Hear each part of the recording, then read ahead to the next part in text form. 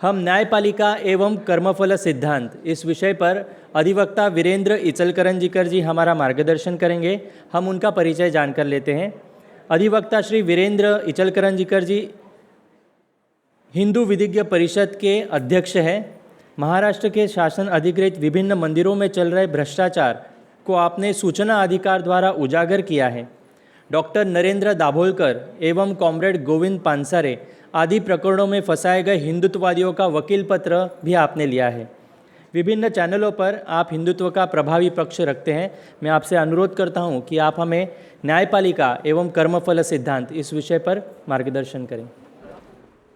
भगवान श्री कृष्ण जी के चरणों में वंदन करके, परात्पर गुरु डॉक्टर जयंत बालाजी आठवले जी के चरणों में वंदन करके, सामने जो साधु संत है उनके चरणों में वंदन करके, और व्यासपीठ पे जो महानुभाव है उनके चरणों में वंदन करके, मैं मेरा विषय बहुत कम समय में आपके सामने रखने का प्रयास करूंगा, क्योंकि समय बहुत कम है। न्यायालयीन प्रक्रिया में जो ध्यान में आया है वो आपके साथ बांटना चाहूँगा, और इसलिए बांटना चाहूँगा क्योंकि आत्मचिंतन एक बात है, खुद में जो बदलाव लाने हैं वो एक बात है, लेकिन उसके साथ में एक चीज़ हमें समझनी पड़ेगी कि हिंदू राष्ट्र अगर लाना है तो हिंदू राष्ट्र कितना अच्छा है या कितना अच्छा होना है सिर्फ ये बता के नहीं चलेगा। हमें ये भी दिखाना होगा कि भाई आपने क्या किया। ये लोकतंत्र हमारा नहीं है।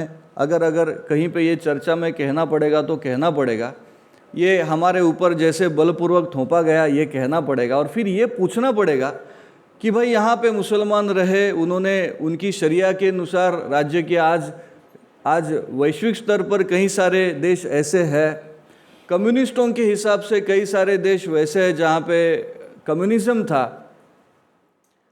कैपिटलिस्ट इकोनॉमी हम कहते हैं, भांडवलशाही कहते हैं, तो उसके आधार पर चलने वाले देश है। तो क्या एक मौका हिंदुओं को भी नहीं मिलना चाहिए?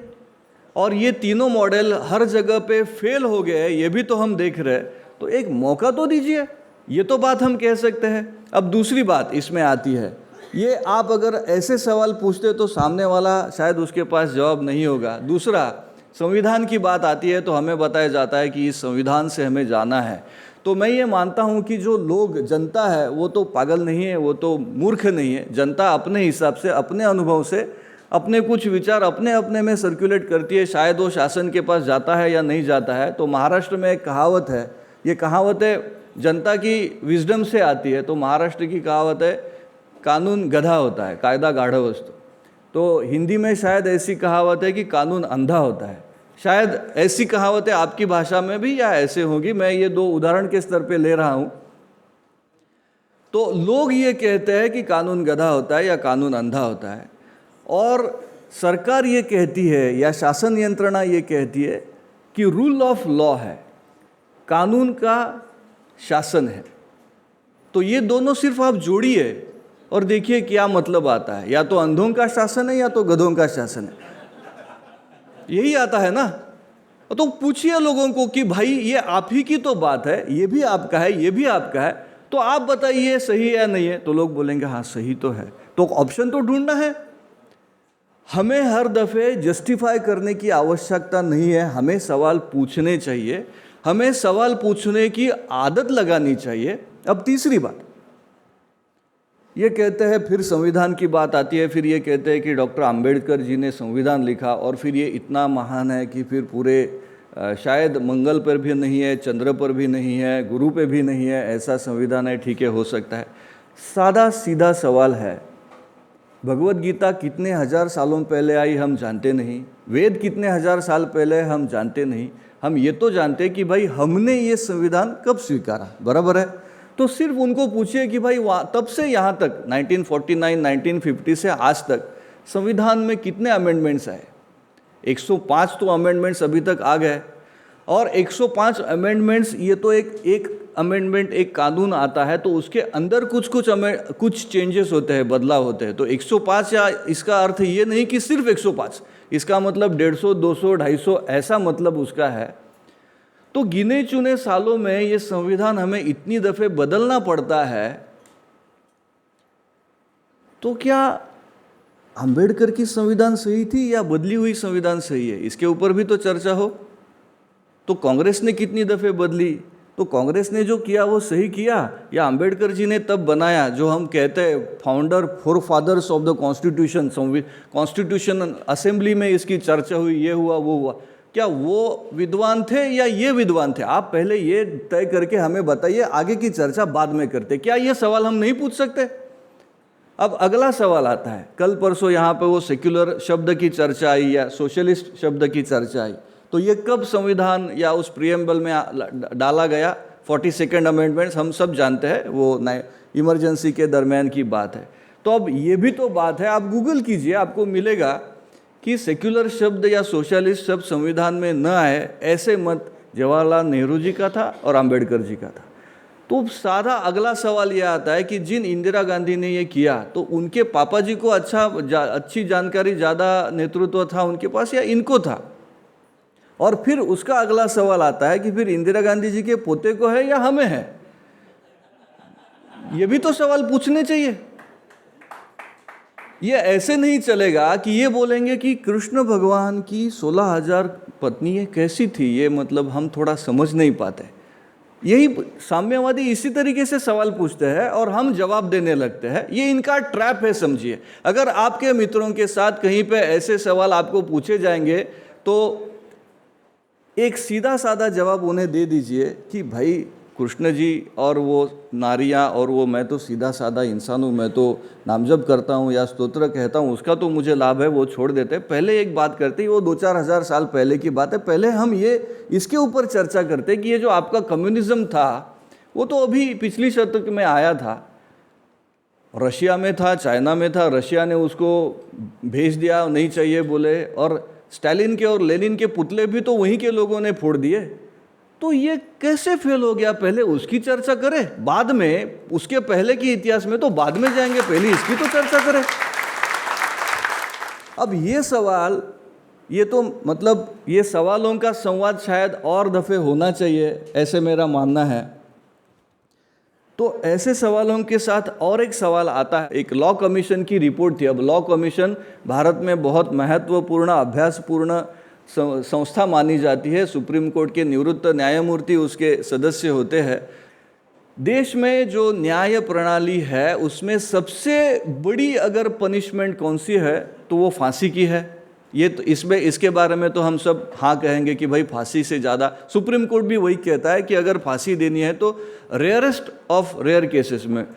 तो ये लॉ कमीशन की रिपोर्ट कहती है कि सुप्रीम कोर्ट ने एक डेटा दिया इस लॉ कमीशन को 2000 से 2015 तक, और इस 15 साल में कितने लोगों को डेथ सेंटेंस दिया गया था पूरे देश भर में सेशंस कोर्ट्स ने, जहाँ पे कई एक गुना हुआ था, तो 1790 पर्सन्स को डेथ पनिशमेंट दिया था इस 15 साल में। उसमें से 1512 केसेस हाईकोर्ट तक आ गए, 1512 लोगों के। 1512 लोगों में से हाईकोर्ट आए, फिर सुप्रीम कोर्ट आए, तो उसमें सुप्रीम कोर्ट या हाईकोर्ट ने 28.9% केसेस में सुप्रीम कोर्ट या हाई कोर्ट ने उनको निर्दोष छोड़ दिया। मतलब 1512 केसेस से 4424 आदमियों को सुप्रीम कोर्ट या हाई कोर्ट बोली भाई ये तो निर्दोष है, तो सेशन कोर्ट कहता है ये दोषी है, आप कहते हैं ये निर्दोष है, घर जाओ। और फिर बाकी जो है उसमें फिर कितने लोगों की death punishment confirm supreme court ने की, तो इट्स हार्डली 4.3%। तो बाकी सबको जेल में बैठो, जेल में रहो, ऐसे कर दिया। अब सवाल ये उठता है कि क्या फिर सेशन कोर्ट ने कहीं गलती नहीं की? अगर एक पब्लिक सर्वेंट कोई गलती करता है तो उसका डिपार्टमेंटल इंक्वायरी लगता है। आप आपकी व्यवसाय में कुछ गलती करते हो तो उसका घाटा आपको सहन करना पड़ता है। तो जजेस के बारे में क्या होता है, आपने कभी सुना है? तो भाई इसका भी तो सवाल पूछना जाना चाहिए कि ये आपके जजेस व्यक्तिनुसार अलग अलग जजमेंट कैसे देते हैं। एक केस ऐसा ही है 1976 का, 4 लोगों के मर्डर के लिए इलाहाबाद हाई कोर्ट का एक जजमेंट था। 4 लोगों के मर्डर के लिए 4 लोगों को पुलिस ने कहा कि ये दोषी है। उसमें से एक पुलिस इनकाउंटर में मारा गया। बाकी 3 लोग जो थे, हाई कोर्ट बोली कि अरे इनको डेथ सेंटेंस ही देना चाहिए, दे डिजर्व इट। फिर उसमें से एक गया सुप्रीम कोर्ट, उसकी जो एप्लीकेशन थी वो डिसमिस हो गई, वो फांसी के फंदे पे लटकाया गया। दूसरा, उसने एक मर्सी पिटीशन की, वो पेंडिंग थी। बीच में तीसरा जो था, उसकी मर्सी पे उसने फिर सुप्रीम कोर्ट में जो एप्लीकेशन की थी वो अलाउ हो गई, उसको फांसी से लाइफ इम्प्रिजनमेंट में कन्वर्ट हो गया। तो ये जो लास्ट था जिसने मर्सी पिटीशन की थी वो रिजेक्ट हो गई, तो बोले इसको भी फांसी चढ़ाना है। तो बोला आइडेंटिकल था, उन्होंने जो किया, मैंने जो किया, इन्होंने जो किया, ये सब सेम था, तो भाई ये फांसी ऑलरेडी गया, इसको जिंदा रखेंगे और आप मेरे को फिर फांसी चलाएंगे, ये कैसे होगा। सुप्रीम कोर्ट बोला हाँ ये बड़ी गलत बात है, तो अब हम इसको सुधारेंगे। अब ये हो रहा है, ये एक बात क्या हो रही है, देखिए, इसको कहीं ना कहीं हमें दूसरी जगह से जोड़ना चाहिए क्या, ये विचार मैं आपके सामने रखना चाहता हूँ। हमारी कोर्ट्स में देशमुख साहब यहाँ पे बैठे हैं और कई वकील यहाँ पे है। आप अगर देखें तो हाई कोर्ट या सुप्रीम कोर्ट अगर कहीं नया सवाल उठता है तो अमेरिका के कोर्ट ने क्या उधर कहा, ये इंग्लैंड के कोर्ट ने क्या कहा, ऐसा देखती है।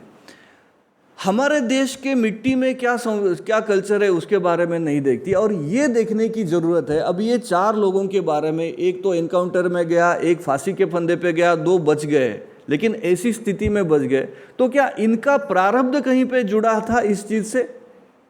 क्योंकि हम कर्मफल न्याय मानते हैं, हम दूसरी जन्म के ऊपर विश्वास रखते हैं। ये बाकी जो न्याय प्रणाली है, जो अंधी आँख के ऊपर पट्टी लगाए तलवार लेके जो हम न्याय देवता का चित्र देखते हैं, ये हमारा नहीं है, ये वहीं से इंपोर्ट हुआ है।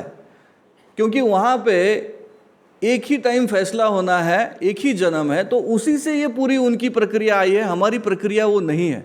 तो कर्मफल न्याय जो हम फिजिक्स के हिसाब से देखें तो every action has a equal and opposite reaction. तो कोई आप कर्म करेंगे तो उसका फल आपको भुगतना पड़ेगा, इस हिसाब से जाएंगे। तो क्या एक चीज़ हो गई थी, वो क्या इस जन्म की थी या पिछले जन्म की थी, कौन समझेगा? ये जजेस समझ गए सुप्रीम कोर्ट के, जो ये जजेस की जो मैंने अभी बताया कि अगर डेथ पनिशमेंट में आपका इतना डिफरेंस हो रहा है तो बाकी केसेस में क्या होता होगा, इसके बारे में चर्चा नहीं होती, इसका कोई अभ्यास नहीं होता। अब मैं एक विषय पे आऊँगा आपके सामने, ये हमारी संस्कृति का या हमारे अध्यात्म का जो षड्रिपु की बात आती है, काम है, क्रोध है, लोभ है, मोह है, मद है, मत्सर है, और उसके साथ में अहम है।